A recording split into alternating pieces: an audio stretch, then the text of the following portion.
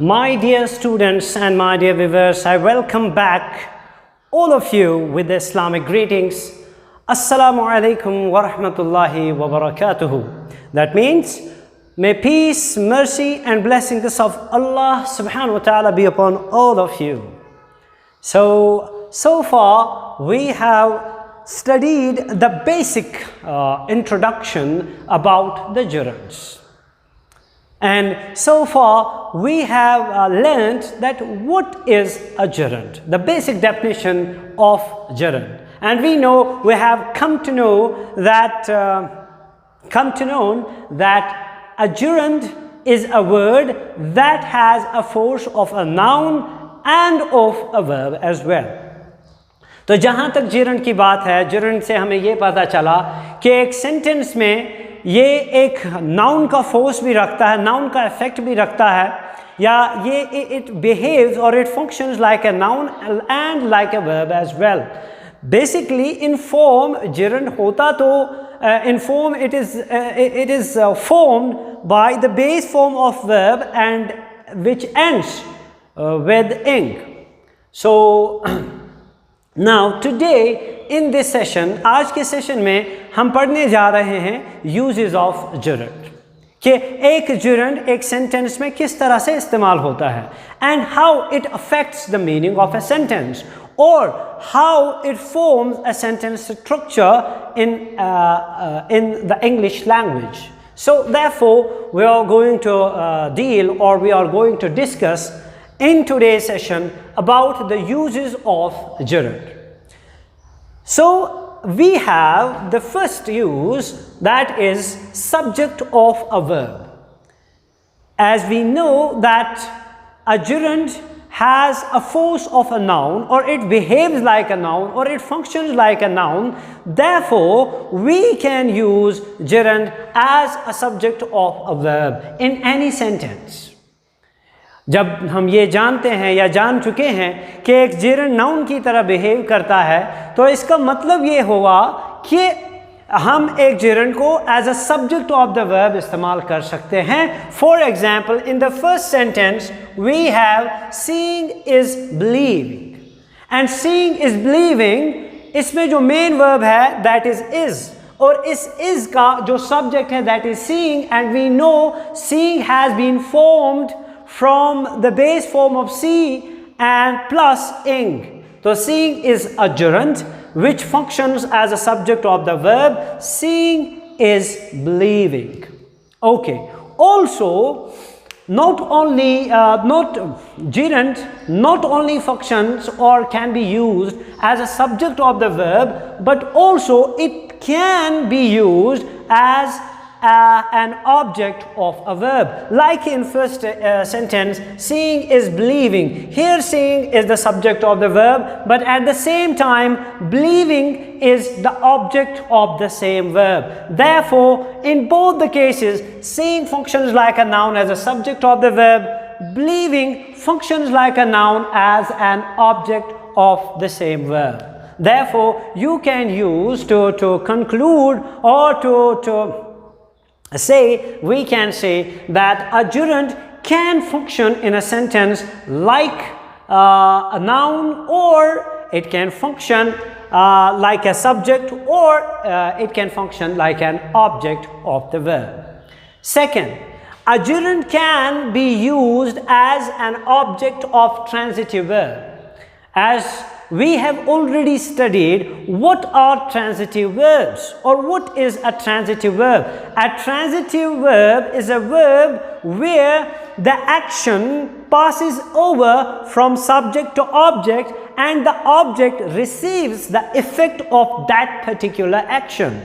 So a verb that denotes such an action which is passed from subject to object, and the very object receives its effect and it shows its effect, that very verb you can classify, or you can denote, or you can call that a transitive verb. So as far as transitive verb is concerned, you can say that an action that passes from subject to object and object receives its effect.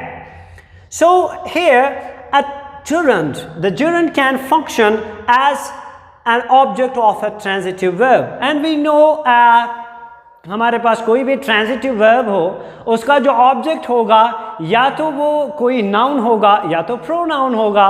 So this way also gerund functions or behaves like a noun. For example, we have stop. Stop is a transitive verb. For example, if you stop a bus, if you stop a car, if you stop a ball, if you stop a person, you do the actual action. You are stopping. Your action of stopping does have effect on your object. Here, stop smoking. The smoking becomes the object of stop, which is a transitive verb. So another use of, you can use a gerund as an object of a transitive verb. Similarly, we have object of a preposition. Most often and quite often we have prepositions followed by nouns.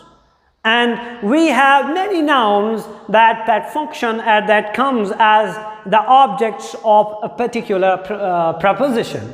But here we say a gerund can be used as an object of a preposition. एक gerund को हम preposition का object भी ला सकते हैं, like in these sentences, I am tired of playing. Here, playing is the actual object of, the real object of preposition of. And we know this prepositional phrase of playing is the objectual phrase of tired verb. So that way it functions like a noun phrase. But my dear students, you can say that a gerund can be used as an object of a preposition. Like in the another sentence, he was punished for cheating. He was punished for cheating. So you say about someone or somebody that he was punished for cheating. Here we have for as preposition. Therefore, cheating becomes the object of such preposition. Therefore, we can say, or hence we conclude that a gerund can be used as an object of a preposition. And in the last, we have a gerund can be used absolutely for a sentence. किसी भी sentence के लिए हम gerund को absolutely इस्तेमाल कर सकते हैं.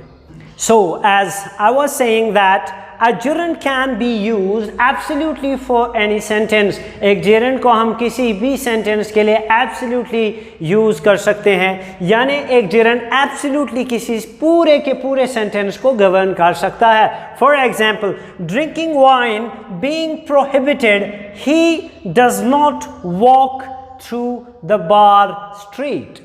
So understand this sentence, drinking wine being prohibited. So here we have drinking wine being prohibited, he does not walk through the bar street. The actual sentence here is he does not, a person does not walk through the bar street. But drinking wine, it absolutely modifies, or it absolutely governs the whole sentence. It has been used absolutely for the whole sentence. And we have being prohibited here, it is a compound gerund. And also drinking is a simple, drinking wine, it is a simple gerund.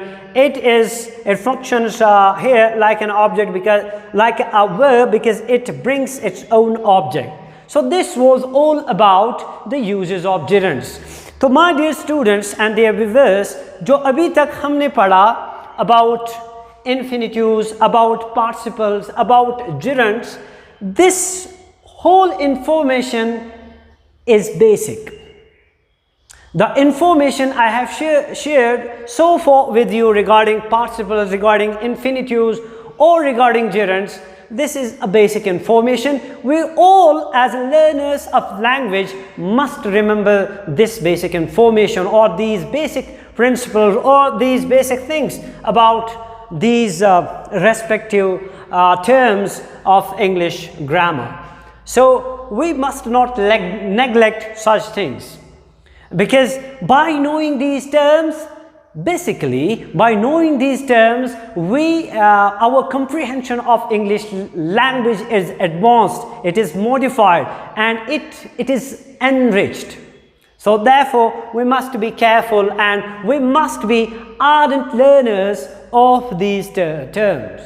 Now in the future lectures, most probably, inshallah ta'ala, if God willingly, in the future lectures, we will discuss all the three, the participle, the infinitives and the gerunds, in the advanced level or in the advanced stage, but that will be later on. So far this is much important for all of us to understand these. So to conclude this topic, I would like to say a gerund is a word that is formed by the base form of verb and ends in ing, but has a force of a noun and a verb as well. This was all about gerunds. Thank you very much. Thanks for watching, and don't forget to share this video, to share this channel as well on your social media portals, and don't forget to drop your comments, to ask questions, to suggest some beneficial, some beautiful suggestions. You are always welcome. Thank you very much.